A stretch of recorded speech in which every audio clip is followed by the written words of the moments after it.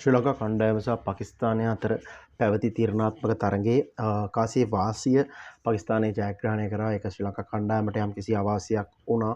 මොකද මේ තරගාවලියේ දෙවනියට පන්දුවට පහර දෙන කණ්ඩායමට වැඩිපුර වාසියක් තිබ්බා. ඉතින් අපි ජාත්‍යන්තර කණ්ඩායමක් විදිහට ඒ වගේ දේවල් මත ඩිපෙන්ඩ් වෙන්න බෑ අපිට. අපි දක්ෂතාව දක්වන්න ඕනේ ඕනම සිටුේෂන් එකක. ඒකත් එක්කම ශ්‍රී ලංකා ඉනිම ගැන කතා කරොත් එහෙම ශ්‍රී ලංකා ඉනිමේ ශ්‍රී ලංකාවේ ආරම්භක පිතිකරුවන් වගේම හැමෝම ඇවිල්ලා තිබ්බේ ලකුණු 200කට උඩින් වගේ ගහන්න තමයි ඇවිල්ලා තිබ්බේ. ආපු වෙලාවෙ ඉඳන් හැම බෝලටම 6 ගහන්න තමයි try කරේ. කිසිම මේ විනයක් තිබ්බේ නැහැ. මොකද ඒක කොළපාට තන තීරුවක් වේගපන්දු යවන්නට උචිත විදියට තමයි හදලා තිබ්බේ. ඉතින් අත්දැකීම් තියෙන ක්‍රීඩකයෝ රැසක් ඉන්නේ. ඉතින් ඔවුන් තේරුම් ගන්න ඕනේ මේ වගේ තන තීරුවක යම්කිසි මූවමන්ට් එකක් සී මූවමන්ට් එකක් තියෙනවා. ඉතින් ඒකෙදි ඔවුන් පළවෙනි පන්දු වාරය දෙක පොඩ්ඩක් බලන්න තිබ්බ කොයි වගේද හැසිරෙන්න කියන එක තන තීරුව. ඒකත් එක්ක පැතුම් නිස්සංක 6ක් ගහපු වෙලාවේ ඊට පස්සේ ෂයින්ෂා ෆ්‍රීඩි කියන්නේ අත්දැකීම් බහුල ක්‍රීඩකයෙක්. ඒ පාරම ඊළඟ පන්දුවටත් ගහන්න උත්සාහ කරා. ඉතින් පැතුම් නිස්සංක ඒ වෙලාවේ එයාගේ අත්දැකීම් පාවිච්චි කරලා දෙයක් කළ යුතු තිබුණා. ඉතින් හැබැයි ඒ තිබ්බ හදිස්සිය මට නම් හිතා ගන්න බෑ. කුසල් ජනිත්තත් හදිස්සියත් ආපු වෙලා ඉඳන් ගහන්න හදන්නේ. මම දන්නේ ඒ වගේ ඇයි තරම් හදිස්සියක් තිබ්බේ කියන එක ලකුණු අපිට තන තීරුව හැසිරෙන විදිය අනුව කඩුළු දෙවී ගිය ආකාරය සහ පාකිස්තාන වේගපන්දු යවන්නන් පන්දු යවපු ආකාරයත් එක්ක බැලුවහම 200ක් හිතාගෙන හිටියනම් ඒක අපිට 170කට 65කට වගේ අඩු කරගෙන නැවතත් යම්කිසි උපක්‍රමශීලී ආකාරයෙන් කඩුළු ආරක්ෂා කරගෙන පන්දුවට පහර දීමේ හැකියාව තිබුණා. ඉතින් ශ්‍රී ලංකා කණ්ඩායම දිගින් දිගටම මේ ලකුණු 200 හෝ ඊට වැඩිය ලබා ගන්න ආකාරයෙන් තමයි පන්දුවට පහර දුන්නේ. වගකීම් විරහිතව නායකයා තරඟාවලි සියල්ලම තරඟ ෆේල්. ඊට කලින් තරඟාවලිවලත් ඔහු ෆේල්. ඉතින් ඔහු ගන්න ඩිසිෂන්ස් පවා පිට්ටනිය මැද්දේ ගොඩක් වරදිනවා. බෝලින් චේන්ජස් ගොඩක් වරදිනවා.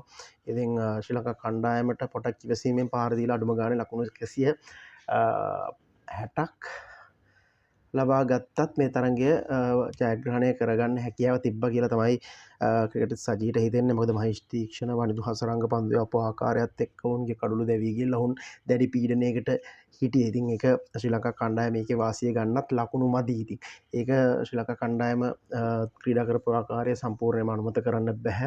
ඔයිට වැඩි ඉවසිලිමත් විදිහට තීරණාත්මක තරගයක පන්දුවට මුහුණ දීලා හොඳ ස්කෝර් එකක් දාන්න තිබ්බා. ලකුණු 200ම ගහනවා නැතුව ඊට අඩුවෙන් ටාගට් කරගෙන ආපහු ටාගට් එක රිවයිස් කරගෙන මේ තරගයේ ඉදිරියට ක්‍රීඩා කළ හැකිව තිබුණා. ඉතින් ශ්‍රී ලංකා කණ්ඩායමේ සුවිශේෂී දුර්වලතා රසක් ආවා. නුවන් තුෂාර වුණත් එක තරගයක හොඳට පන්දු යවනවා, අනිත් තරගයේ ඔහුට වදිනවා. ඒ වගේ අවස්ථාවල ඉතින් ඒක නුවන් තුෂාර දැන් ලංකාවේ ගොඩක් කෝචස්ලා ඉන්නවා. ඒවා කල්පනා කරලා ඉතින් මේ වගේ තරගවල පන්දු යවන ආකාරය නැවතත් ඉතින් සලකා බලන්න තිබ්බ ශ්‍රී ලංකා කණ්ඩායම. ඉතින් මෙම තරගාවලියෙන් දැන් ඔෆිෂියලි අවුට්. අපහු අවස්ථාවක් ලැබෙන්නේ නැහැ අවසාන තරගයට ක්‍රීඩා කරන්න. ශ්‍රී ලංකා කණ්ඩායම නැවතත් ඒගොල්ලන්ගේ කම්බිනේෂන් ප්‍රශ්න ගැන හිතන්න ඕනි. මොකද 6-5 කම්බිනේෂන් එකට යනවද 7-4 ගහනවද කියන එක සම්බන්ධයෙන් යම්කිසි ස්ලොට්ස් ටිකක් ආපහු ඕපන් වෙලා තියෙනවා.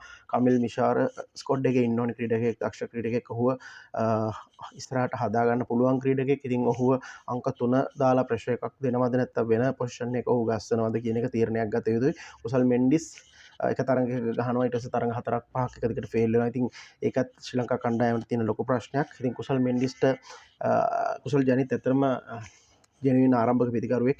ඔහු ආරම්භක පිතිකරු විදියට දාලා කුසල් මෙන්ඩිස් එකක් වන් ඩ්‍රොප් එකක් දාන්න පුළුවන්. ඉතින් ඒක කරනවා නම් ඒ චේන්ජ් එකෙන් ශ්‍රී ලංකා කණ්ඩායමට වාසියක් වෙන්න පුළුවන්. මොකද කුසල් ජනිත් ෆ්‍රීස් ස්කෝරින් ප්ලේයර් කෙනෙක් විදියට ඕපන් පොසිෂන් එකේ වැඩිපුර ලකුණු ලබා ගැනීමේ හැකියාවක් තියෙන නිසා.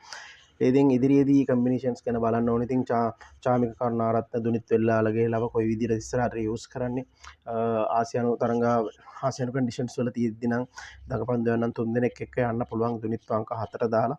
ඉතින් මේ කම්බිනේෂන් ප්‍රශ්නේ වගේම නැවතත් සලකා බලන්න ඕනේ. දුෂාන් හේමන්ත වගේ ක්‍රීඩකයෙක්ව ශ්‍රී ලංකා කණ්ඩායමේ දඟපන්දු යනනම් පාදක බඳින දෙදෙනෙක් වුණත් ඔහු මේ ස්කොඩ් එකේ තියාගන්න එක වාසියක් තියෙනවා කියලා ක්‍රිකට් සජී හිතනවා. ඉතින් අද දේශීය තරගයක කඩුළු 8ක් ලබාගෙන තියෙනවා. ඉතින් දුෂාන් හේමන්ත වගේ දක්ෂ ක්‍රීඩකයෙක් මේ ස්කොඩ් එකේ හිටියා නම් හොඳයි කියලාත් හිතෙනවා. ඉතින් බලමු ඉදිරියේදී ශ්‍රී ලංකා කණ්ඩායම පාකිස්තාන තරගාවලිය වගේම තුන්කොන් තරගාවලියක් තියෙනවා. ඇෆ්ගන් සමග ඒ තරගාවලදී ටීම් චේන්ජස් කරගෙන අලුත් ස්ට්‍රැටජි එකකින් ඇවිල්ලා ෆ්‍රෙෂ් විදියට තරගාවලියට මුහුණ දෙයිද කියන එක. හෙට ඉන්දියාවත් එක්ක තියෙන තරගයේදී ශ්‍රී ලංකා කණ්ඩායමේ ක්‍රිකට් සජී දකින ආකාරයට ජනිත් ලියනගේට අවස්ථාවක් හිමි වෙන්න ඕනේ. කුසල් ජනිත් එක තරගයක් පොඩ්ඩක් එළියෙන් තිබ්බට කමක් නැහැ. ඔහුටත් කන්සිස්ටන්සි ප්‍රශ්න තියෙනවා. ඉතින් ජනිත් ලියනගේට ඔහුගේ ස්ථානය දෙන්න පුළුවන් හෙට තරගයේදී. ඒ වගේම බින්දුර ප්‍රනාන්දුට අවස්ථාවක් දෙන්න පුළුවන්. වේග පන්දු යවන්නන් දෙදෙනාගෙන් එක්කෙනෙක් පොඩ්ඩක් එළියෙන් තියලා මතීෂ් පතිරණ ක්‍රීඩා කරන්න වෙන්නේ නැහැ. ඔහු යම්කිසි අසනීප තත්ත්වකින් ඉන්න හින්දා ඉතින් චාමිකට ඕනනම් තව අවස්ථාවක් දීලා බලන්න පුළුවන්. අපි බලමු ඉන්දියන් තරගයේ ශ්‍රී ලංකා කණ්ඩායමට ඩෙඩ් රබර් ගේම් එකක්. ඉතින් ජයග්‍රහණය වැදගත් වෙන්නේ නැහැ. තමන්ගේ නම්බුව ආරක්ෂා කරගන්න තරගයේ ජයග්‍රහණය කරන්න ඕන උත්සාහයක් ගන්නවද කියන එක අපි බලමු.